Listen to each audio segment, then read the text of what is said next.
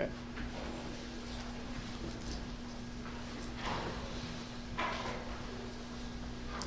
Do you want to do this first? This is a public meeting of the Indiana Arts Commission Regional Initiative Grants for Arts Projects Support Region 7 Fiscal Year 2016 Peer Review Panel. I'm Louis Rickey, Executive Director of the Indiana Arts Commission. Today is Monday, May 4th. May the 4th be with you too. Slow. A little Star Wars thing. 2015, and we are in Conference Room A of the Government Center South in Indianapolis. We welcome applicants who may be part of our audience today and would like to remind you that there's to be no direct contact or conversation about the evaluation and disposition of applications before, during, or after the panel meeting. Please be sure that all cell phones are silenced during the meeting today. At this time, we'd like the panelists to introduce themselves, stating their name, occupation, and where they are from in the state. So we'll start over here with Cindy. Hi, I'm Cindy Leahy. I'm Managing Director of the Shelby County Players in Shelbyville, Indiana. My real job, though, is a high school choir teacher at Morristown High School. Shelby County is a very rural community, so I bring a rural aspect to the panel today. I'm Eric Rinchler, Associate Professor of Theater, University of Evansville. I'm a board member of the Arts Council Southwestern Indiana and the Mayor's Cultural District Task Force. Been in Evansville for 9 years. Before that, I was working in New York City on and off Broadway and regional theaters around the country. So that's my focus.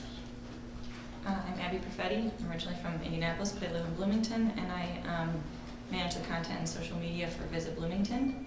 I'm also on the Bloomington Arts Commission, and I'm a singer. I'm Johanna Bloom. I'm the Assistant Curator of Western Art, History, and Culture at the Idle-Jordan Museum here in Indianapolis. So I'm kind of coming to the applications with a curatorial perspective and a museum perspective, really thinking about public presentations. I'm also a singer with the Indianapolis Symphonic Choir. My name is Latasha Hudson, the Director of Programs for Girls Inc. of Greater Indianapolis. This is my second year serving on the panelist. And then I've also worked with the Indiana Girls Collaborative Project, working with their mini grants and being a panelist and evaluator for them as well. Thank you. So we'll just jump into the evaluation. We'll start, the first reader will start the discussion, the second reader will follow, and then we'll open it up to the panel. So we're starting with organization name Encore Vocal Arts, application number 160002.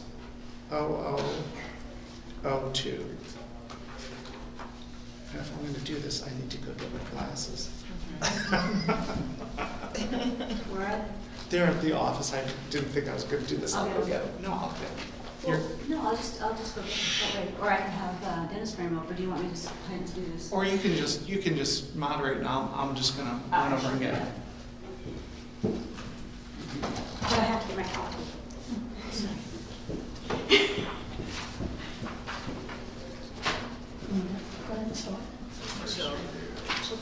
All right, so start with the first reader, Latasha.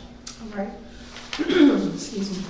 I thought the edutainment, multitainment, great Carl singing equation was unique to describe the organization's mission. So as a reader, reading the proposal, it got me ready for what was to take place.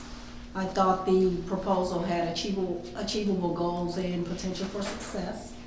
However, when looking at the budget, I would have liked to see more detailed information about how the budget or the expenses would have been utilized for the event itself or the 4 events, because it looks like they were asking for a specific amount for like a couple of different things, but the amount didn't add up to the requested proposal amount, so just needed more information. I thought there was a very supportive narrative in regard to the recent selection of the artist director. And then volunteers for the organization, seeing that it was a well-run volunteer organization, I thought they were skilled enough to meet the goals of the proposal. And finally, it'd been helpful to see how they were going to expand their marketing, maybe to engage a younger audience and maybe more diverse population, saying that it's a community event that they're trying to put on. All right. Abby, do you have anything to add to that? Just to echo about the marketing, I thought they have some, it looks like they have some good marketing efforts, but mostly seems to reach current audiences and current fans. I think a developing relationship with reporters rather than just sending out press releases might help, and capitalizing on word of mouth. Siri, are you okay? Siri decided to add something. Yeah, she always does. But yeah, otherwise, other than the marketing piece, I think it seems very well prepared. All right. Does anybody else have something new to add to what's been said by Latasha and Abby? Well, I agree with everything that's been said so far. I also wanted a little more information about the artistic personnel. I didn't really feel I got a clear enough picture of who was really involved in the project. And for me, that was sort of a necessary component to gauge whether they could be successful or not in achieving it. I thought it was a really fun idea, and I think there's certainly is some potential for success, you know, in terms of the creative aspects, but just knowing a little bit more about who was actually going to make it happen. I forgot to add something that I see here. They say their events are speaking to a much broader swath of the population than their former traditional concert model, but I didn't see any evidence, like numbers. It could be true, but I just didn't see any actual findings. It kind of just seemed like hearsay. So that's a big change to make from the traditional concert model, so I just wanted to see what evidence they had. Anybody else? Okay, go ahead and put in your comments if you have any others and your scores. And then Adrian, I think, will come around. Is that right? Oh, Becca will come around and pick up your scores.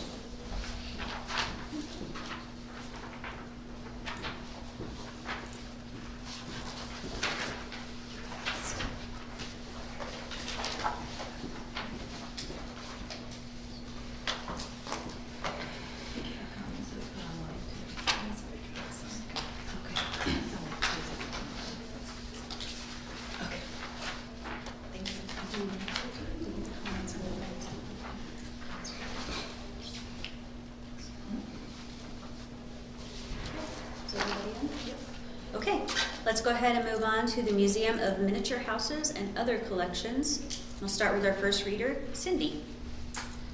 Okay, I thought this was a cute little application, not just, you know, going anything on miniature houses. I liked the fact that they're trying to do something weekly and it's open to the public and it's free. I thought those were very positives. I'm really wondering why they picked Wednesday from 3 to 6 or whatever the time was. You know, when I think about their target audience, the kids are just getting out of school, the parents are still working, your retired people are probably available during that time. So I'm not sure they're going to be able to reach the audience with that particular time frame. I really liked that they were going to pay their artists. There was going to be some volunteers, artists that were going to help out, but I like the idea of giving the artists the opportunity to actually be paid for their time and their work. I liked the fact they focused on the children under 12, the second Wednesday. I thought that was a good target. I'd like to see them, you know, reach out to the boys club, the girls club, other organizations that have the demographics that they say they're trying to attract, and work to bring them in, or I don't know how big their building is. Based on their numbers, they're only going to average 19 people in a 3-hour period. And that's with 950 people being engaged and 50 different times that they're going to be having this throughout the year. So I thought those numbers were perhaps realistic, but not impressive in terms of actual reach. I think that's about it. Okay, sounds good. Thank you. Joanna.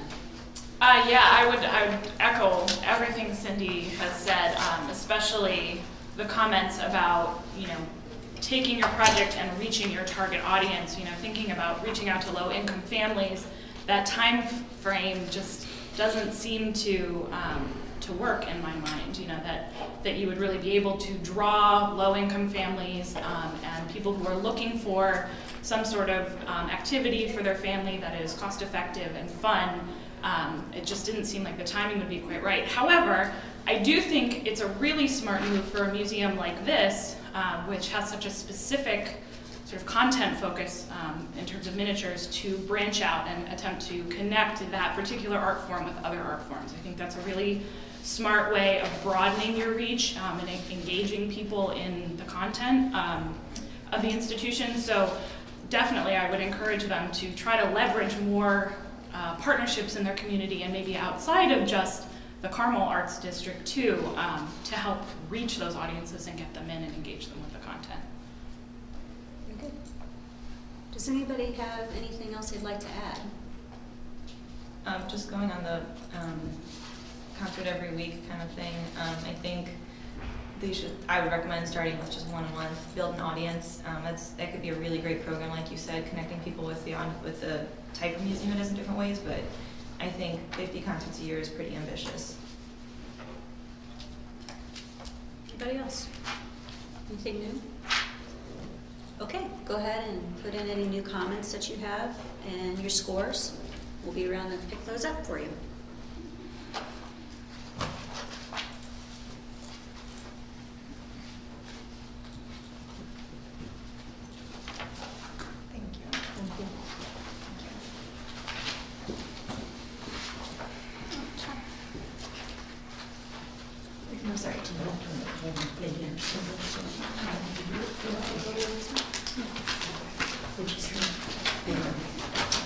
It looks like Latasha has a conflict. You want to go ahead and step out?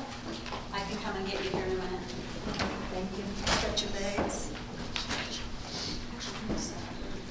Okay. You don't mind using your phone.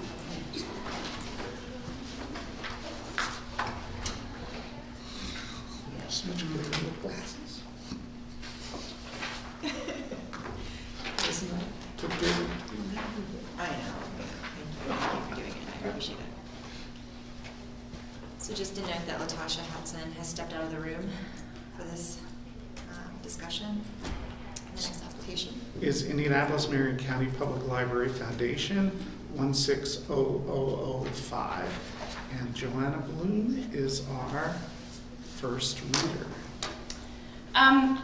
So I just thought this was an outstanding application. I thought it was a very focused project, very clearly defined goals, definitely achievable, attainable, with a real impact on the community. You know, it meets a very strong community need. I love that they're going to be engaging the community to create new portraits to add to the exhibit. I think that's wonderful, and I think it's you know, one of those projects that really meets both a local need and also sort of a broader cultural need nationally even.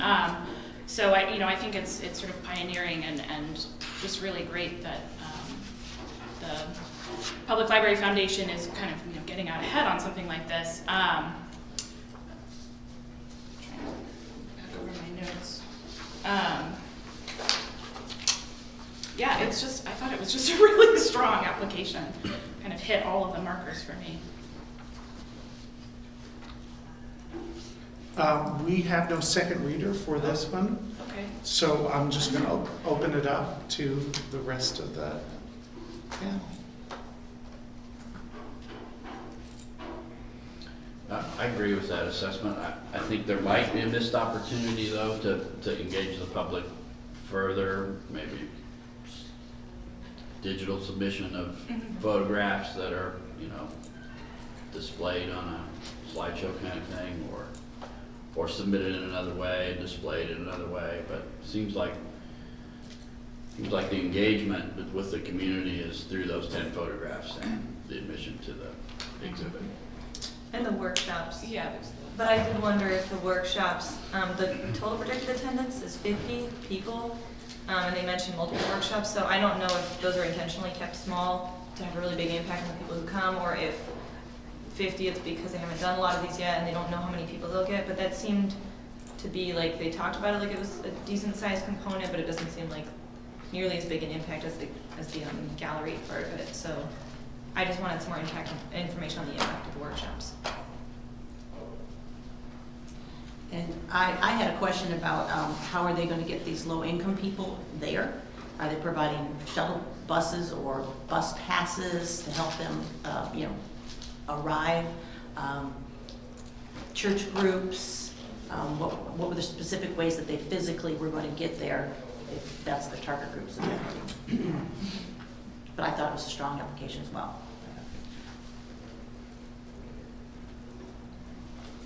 Any other comments or thoughts?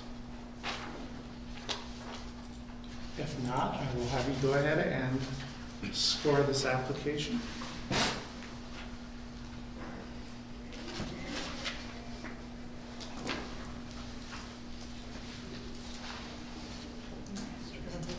I'm not pressuring you.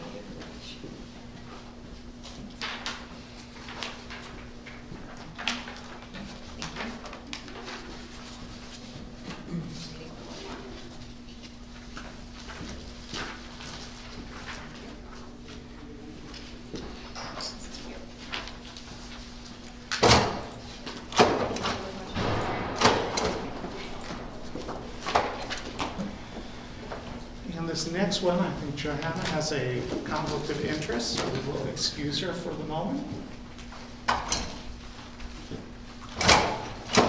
So the next application is Conner Prairie Museum Incorporated, number 160006. I felt that this was a particularly strong application. It clearly stated goals, and the process for implementation seems clear and thorough. The budget is modest. The only drawback in my opinion is that it requires admission to the park, but there's a process in place, an access pass for low-income families to have access, so that's a plus. It's a collaboration between two organizations, which I think helps. It increases the diversity at Conner Prairie, and over 6,000 projected audience in the year is impressive. And our second reader for that is Cindy.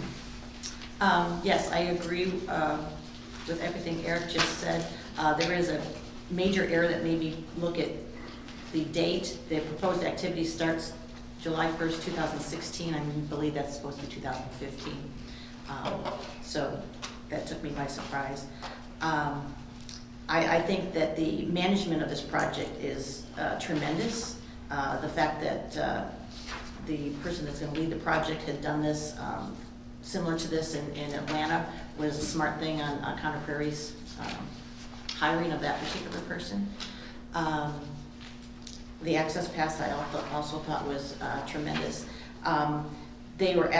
They listed who is the project going to serve, and they only listed the Black African American individuals as being 25% or more. Maybe they misunderstood, but I would think white and others would be included in that, because I think the value of learning the history of the slaves is as important to the non-Black community as the white community.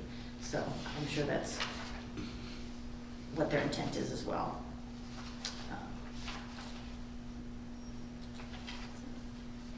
I'll open it up for any other comments. I looked at that, the population served as well, but it's only if it's above 25% that they had to list it. So maybe what they were thinking is that less than 25% will come from other ethnicities, is the way I kind of weighted it and looked at that part regarding diversity. I would think it'd be more than 25%. Right, yeah, but I was kind of like, wait a minute, maybe they're thinking that since it's geared towards African Americans, that'll be the bulk. Yeah, It's the highest percent.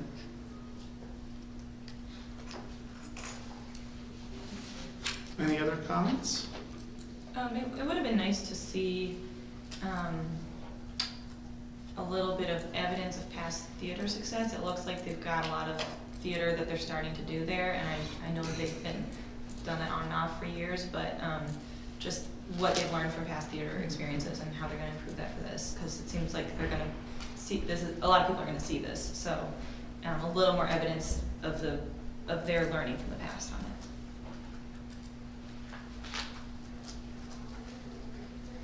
If there are no other comments, I'll just add that the collaboration with Asante, I think, is huge and tremendous. That's a very strong organization, and I think the success of that group is why they're tying into making it a more consistent program for the museum, because they don't have to reinvent the wheel. They have the resources here to make that happen.